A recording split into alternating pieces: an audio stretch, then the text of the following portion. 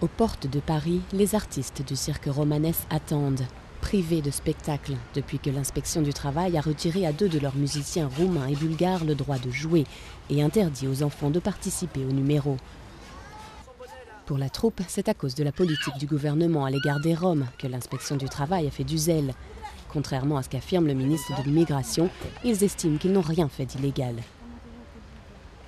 Il n'y a pas d'infraction au droit du travail, c'est eux qui sont dans l'illégalité. Et quand M. Besson dit amalgame grossier, moi j'ai une chose quand même à dire à ce monsieur. Je pense qu'il devrait parler le moins possible et bouger le moins possible. Parce que plus il bouge, plus il s'enfonce. C'est un petit conseil gitan que je lui donne.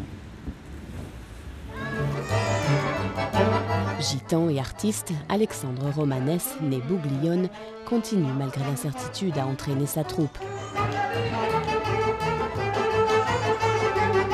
Le travail des enfants, ils sont en train de remplir les papiers nécessaires. Mais le cirque, quand on est tzigane, on tombe souvent dedans de bonheur. On se forme quand on est petit et c'est vraiment un plaisir parce que qui ne voudrait pas faire un métier d'artiste? Franchement, qui ne rêve pas de faire ce beau métier? Delia, la femme d'Alexandre, est roumaine. Comme elle, la moitié de la troupe vient d'Europe de l'Est. Elle espère que la mobilisation autour d'eux ces derniers jours et le soutien de la mairie de Paris permettront au cirque de continuer. Surtout pour une troupe qui a représenté la France à l'exposition universelle de Shanghai.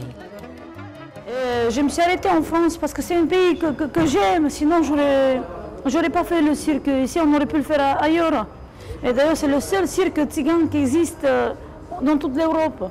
Ah, voilà, c'est le seul qui veut le tuer. 17 ans que les Romanès ont planté leur tente à Paris, entre 2 tournées à travers le monde. Ils ne sont pas prêts à tout lâcher. Sous le chapiteau se trame un nouveau spectacle qu'ils dévoileront même sans autorisation à partir du 6 novembre prochain.